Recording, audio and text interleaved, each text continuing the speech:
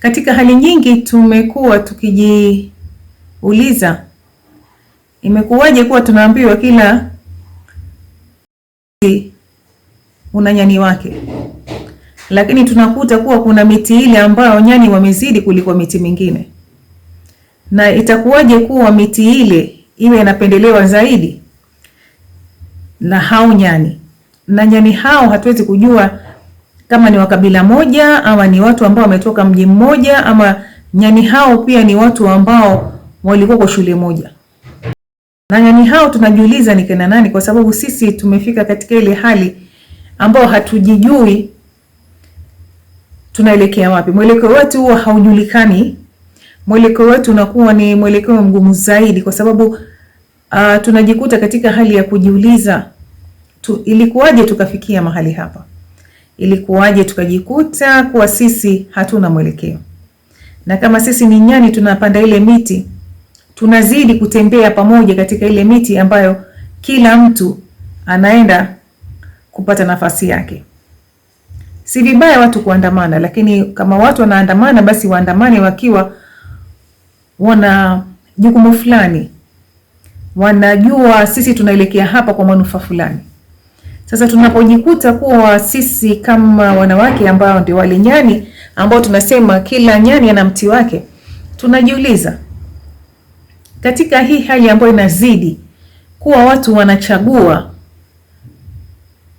kuwa wanawake ambao hawataki kuwa na wanaume.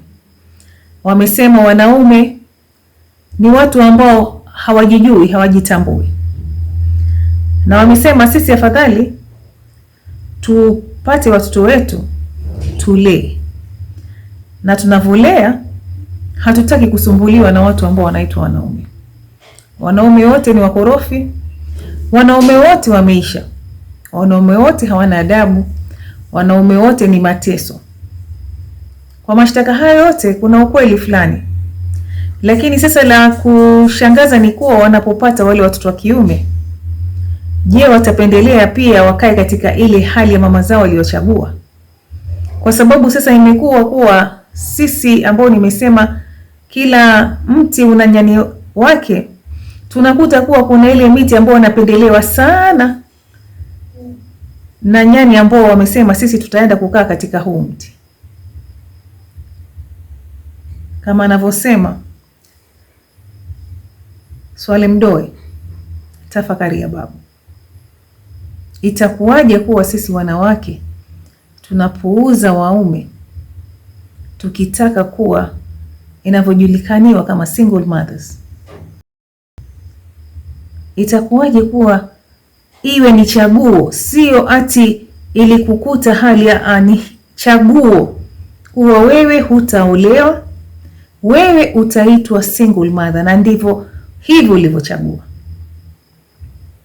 Na kule unakochagua kuwa wewe single mother, utaambia mtoto wako wa kike awe katika hali hiyo, na unapopata mtoto wa kiume utapendelea katika hali hiyo. Moyo wangu tu.